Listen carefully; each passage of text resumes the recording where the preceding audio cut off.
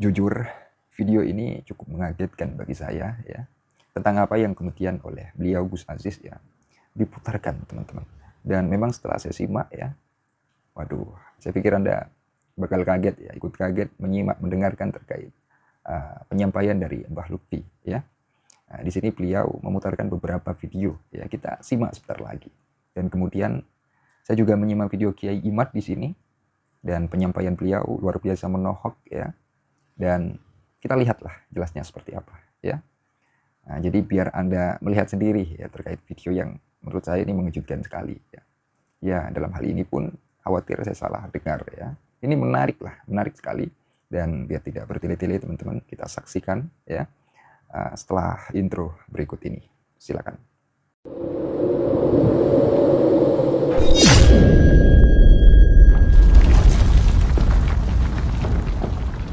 Man ra'aitul munkara fayughayyiru yadi.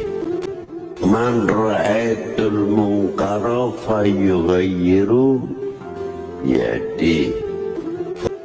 Man ra'aitul munkara fayughayyiru yadi. Susahnya segi balaghah itu kalau tidak mencerna benar-benar repot, walaupun nahwunya tepat. Kayak ada satu hadis, man ra'aitul munkara fayughayyiru yadi. Man ra'aitul munkara fayughayyiru yadi. Man ra'aitul munkara fayughayyiru yadi. Fa in lam yastati fa bilisani. Fa in lam yastati fa biqalbi. Dzalika, kalimah dalikanya ini yang jadi masalah. Marjaknya dalika itu kepada qulub atau kepada yad, apa kepada lisan, atau semuanya, lihat walis. Kita bisa membuka tarikh bagaimana Rasulullah didatangkan, laqad ja'akum rasulun min anfusikum azizun alaihi ma anittum harisun alaikum bil mu'minina raufur rahim. Ayat sambungannya tugasnya lagi. Arsalahullahu ila kafatil khalqi jinnan wa insa. Arsalahullahu ila kafatil khalqi jinnan wa insa. Basyiran wa mubasyiran wa nadhira bil huda wa dinil haqqi. Ila akhir ayat. Satu lagi. U'idtu li utamimma makarimal akhlaq. Menyambung. Intinya dari mana sumbernya itu? Dari laqad ja'akum rasulun min anfusikum azizun, di sini hebatnya. Nek coro Jawa itu lebih luas. Sebab sesuai nahumnya, teman-teman yakti nekaaken ingsun kum marang sliramu. Teman-teman yakti nekaaken ingsun kum marang sliramu. Laqad ja'akum rasulun, utusan. Ini di Indonesia kira rada repot ya. Saya belum lihat ada Habib yang ngajarin kita baca Fathul Mu'in misalnya. Ada juga selawatan, ceramah, termasuk Abah Lutfi. Belum pernah saya melihat beliau baca kitab kuning. Yang ada adalah ceramah. Maka kalau ketika ada yang nanya sama saya, Abah Lutfi itu ulama bukan? Bukan.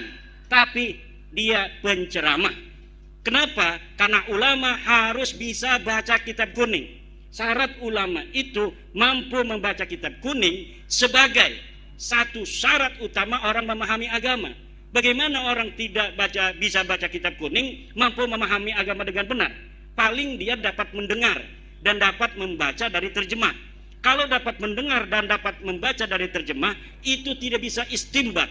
Kenapa? Karena Al-Quran berbahasa Arab, Al-Hadis berbahasa Arab.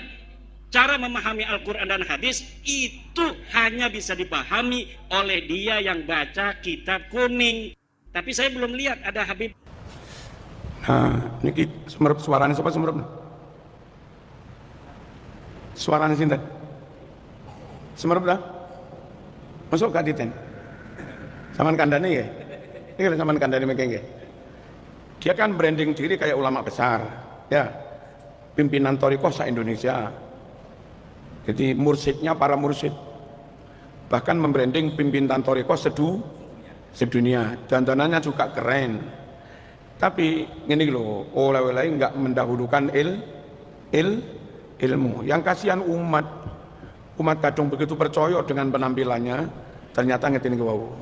Mana nyun sewu, ayatnya itu wa ma arsalnaka illa kafatan linnasi basyirau wa nadhira. Ngoten niku ayate.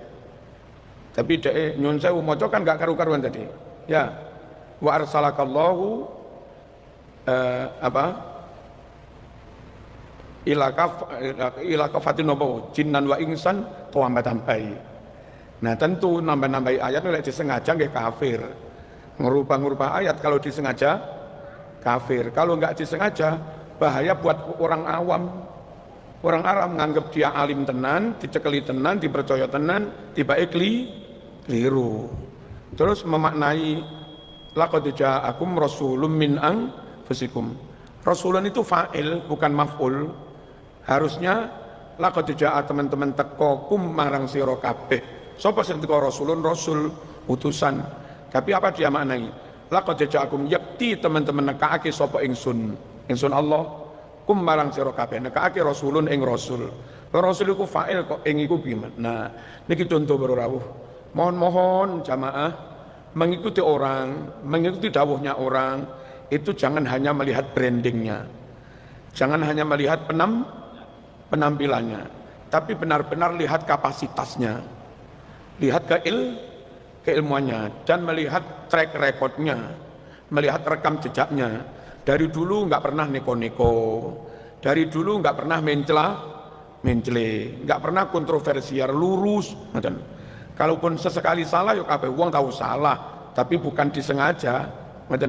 Ketika orang itu track recordnya baik, kapasitas juga oke, maka dia berdandan kayak apapun ya tetap itu yang jadi panutan. Bahkan andai orang yang nggak suka menyebutnya hewan, binatang, anjing, babi atau apa, ya kita tetap manut dia wong nyatana alim.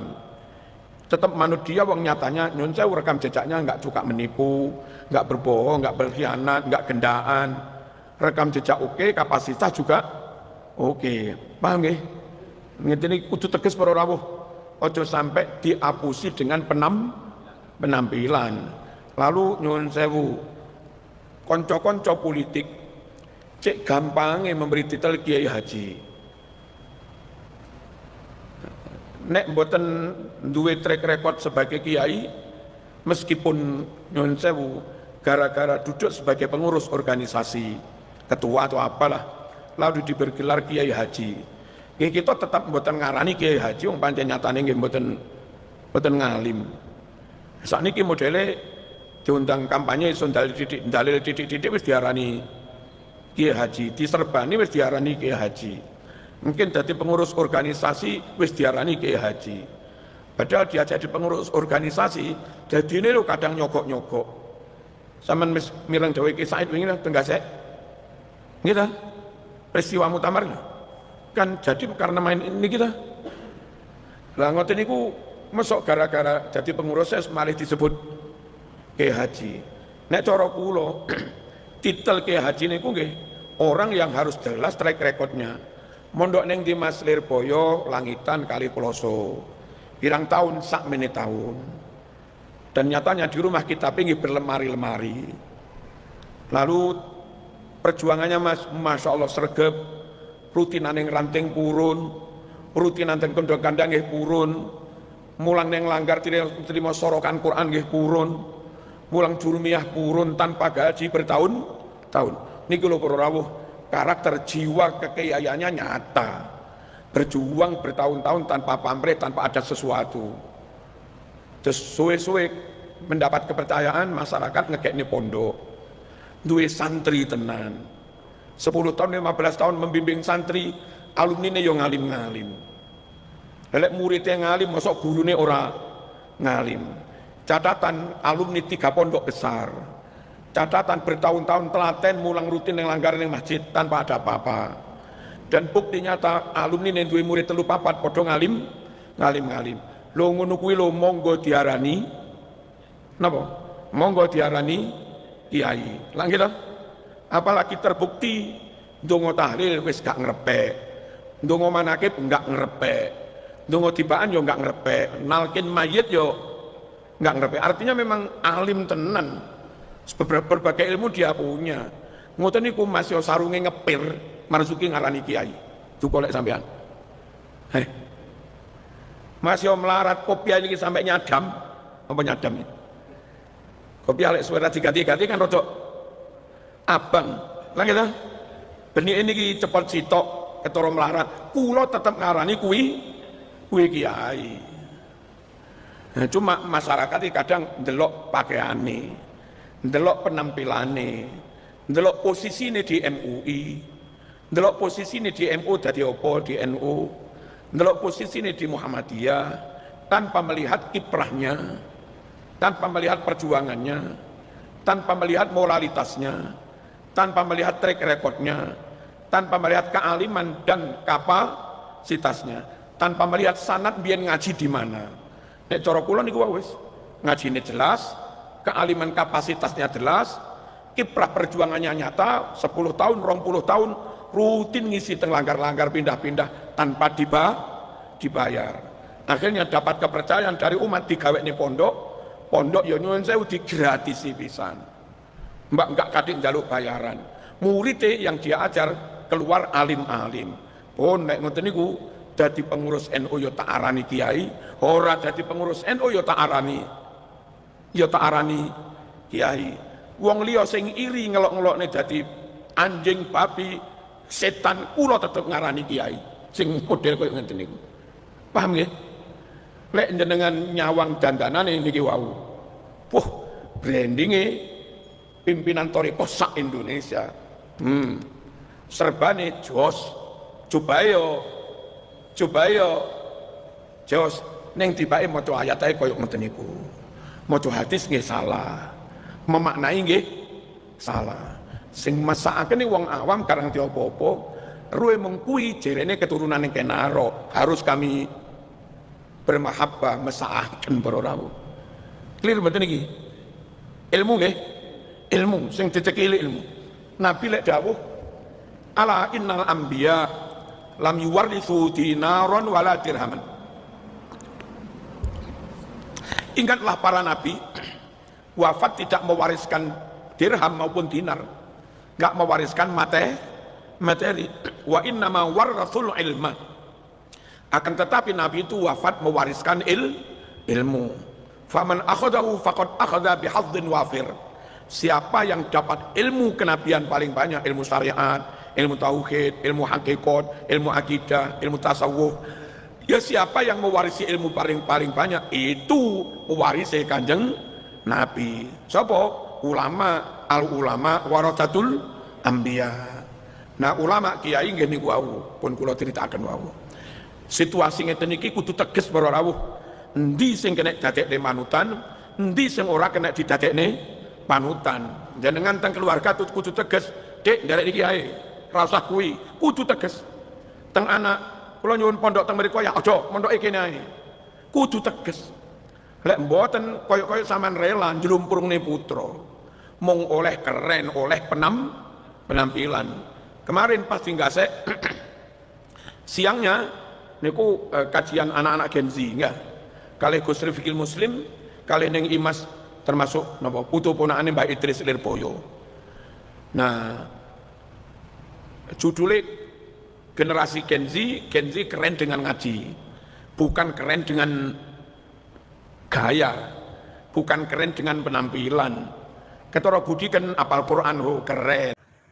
Oke, jadi kurang lebih seperti itu ya terkait video yang menurut saya ini sangat mengejutkan sekali ya. Anda bisa lihat itu ya. Anda bisa cermati itu dengan baik ya. Dan jangan sampai gagal paham ya pokoknya. Artinya silakan ya disimak itu ya dengan cermat ya. Apa yang kemudian perlu dikritik. Saya pikir dari para penyimak sekalian ini ya paham lah tentang hal apa yang perlu disampaikan ya. Artinya yang keliru itu apa sih? Ya. Ataupun yang perlu direspon itu ketika ia menyampaikan apa sih ya. Saya pikir teman-teman dapat ya paham tentang hal tersebut ya, dan semoga ya terkait apa yang kemudian saya putarkan ya bisa bermanfaat ya untuk kalian semua. Kita ambil pelajaran penting dari sini ya.